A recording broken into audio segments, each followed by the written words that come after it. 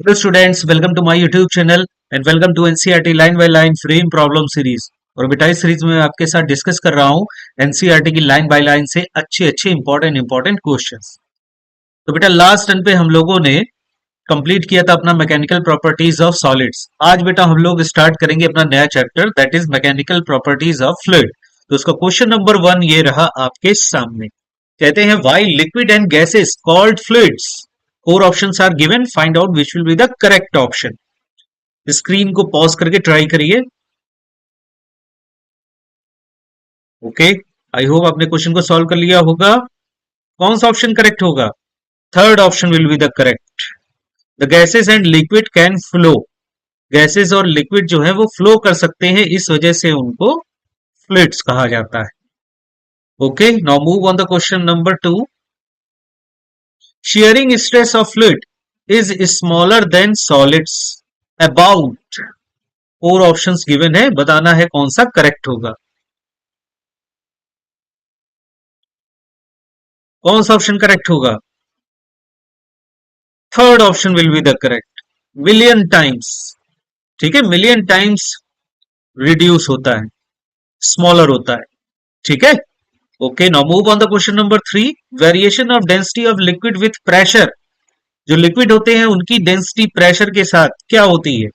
Constant, nearly constant, variable, highly variable. Which option will be the correct? Second option will be correct. ठीक है, nearly constant होती है। Liquid जो होते हैं वो इनकम्प्रेसिबल होते हैं, तो थोड़ी बहुत उनकी डेंसिटी जो है प्रेशर के साथ चेंज करती है। Okay, now move on the question number 4। Relative density has SI unit KG पर मीटर क्यूब, सीजीएस यूनिट ग्राम पर centimetre cube, third unit less, fourth both 1 and 2। Which option will be the correct? कौन सा option correct होगा? Okay बेटा, आई hope आपने इसको match करा लिया होगा। इसका ऑप्शन सही होगा थर्ड। रिलेटिव डेंसिटी जो होती है वो यूनिट लेस होती है। ठीक है, it is the ratio of density of body to density of water at 4 degree Celsius. ठीक है, तो दोनों डेंसिटी है, तो रेशियो जो है वो यूनिट लेस हो जाएगा। Okay, now move on the question number 5। STP means temperature and pressure are. STP का फुल फॉर्म वैसे तो होता है स्टैंडर्ड टेम्परेचर एंड प्रेशर। तो पूछ रहा है कि टेम्परेचर और प्रेशर कितना होता है इस पर, एसटीपी पर। Which option will be the correct? Find out. कौन सा करेक्ट होगा बेटा? Second option will be correct, 0 degree Celsius and 1 atm। ठीक है, it is called STP. Okay, now move on the question number 6। कहते हैं two thigh bones femurs each of cross section area 12 centimetre square support the upper part of a human body of mass 50 kg. Estimate the average pressure sustained by the femurs. Four options are given. Find out which will be the correct option. Try करो। Okay बेटा, आई hope आपने question को solve कर लिया होगा। ठीक है, तो देखिए जो क्रॉस सेक्शनल एरिया दे रखा है फीमर्स का वो 12 सेंटीमीटर स्क्वायर है, और ह्यूमन बॉडी का जो अपर मास है वो 50 केजी का है। ठीक है, तो प्रेशर की वैल्यू कैलकुलेट करनी है कि कितनी है। प्रेशर इक्वल टू होता है फोर्स अपॉन एरिया। ठीक है, तो फोर्स की वैल्यू हो जाएगी 50 जी के इक्वल। और एरिया, एरिया जो है वो दोनों लेग यूज करेंगे ना भाई, एक लेग का थोड़ी यूज करेंगे। तो एक लेग का cross section area 12 centimetre square दे रखा है, तो दोनों का कितना हो जाएगा 24, और सेंटीमीटर स्क्वायर को मीटर स्क्वायर में कन्वर्ट कर लेंगे। ठीक है, अब बस इसको सॉल्व करना है। 50 into 10 upon 24 into 10 to the power -4। ठीक है, और इसको सॉल्व करते हैं तो बेटा आ जाता है ये हमारा ऑप्शन सेकेंड वाला, 2.08 into 10 to the power 5 newton per metre square. ठीक है, 2.08 into 10 to the power 5 newton per metre square. ठीक है, क्लियर हुआ बेटा सबको? Okay, now move on the question number 7। देखिए दो लिक्विड दे रखे हैं जिनका वॉल्यूम सेम है, डेंसिटी D1 और D2 की है। ठीक है, इसको D2 कर लीजिए। डेंसिटी D1 और D2 की है, तो डी मिक्स निकालना है, यानी मिक्सचर की डेंसिटी निकालनी है। ट्राई करिए। ओके बेटा, आई होप आपने क्वेश्चन को सॉल्व कर लिया होगा। तो चलिए मैच कराते हैं आंसर। देखिए, दो लिक्विड दे रखे हैं हमको।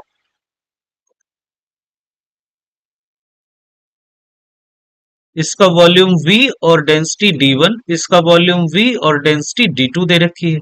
ठीक है, तो डी मिक्स फाइंड आउट करना है। तो D mix will be, density equal to होता है मास अपॉन वॉल्यूम, तो m1 plus m2 upon v1 plus v2।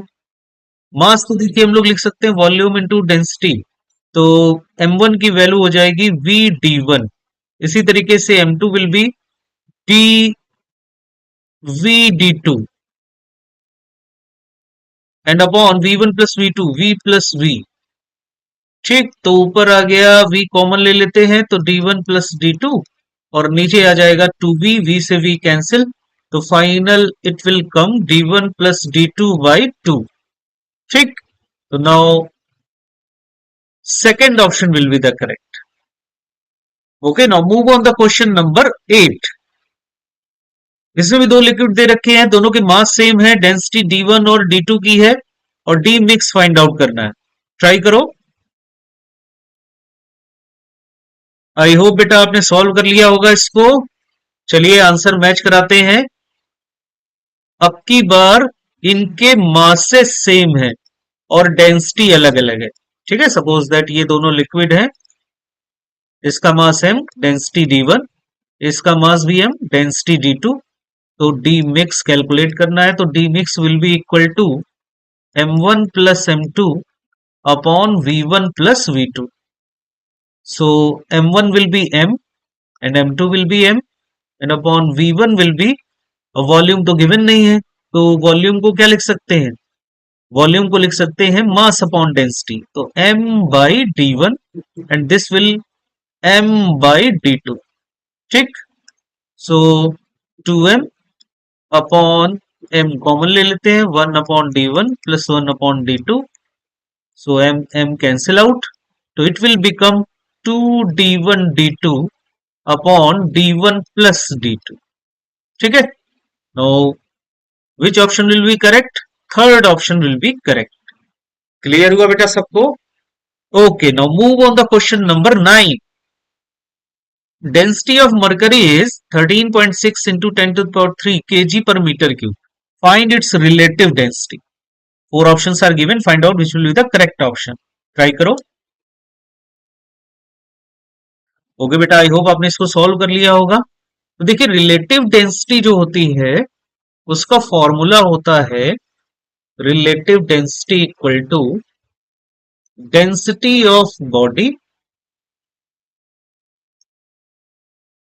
Density of body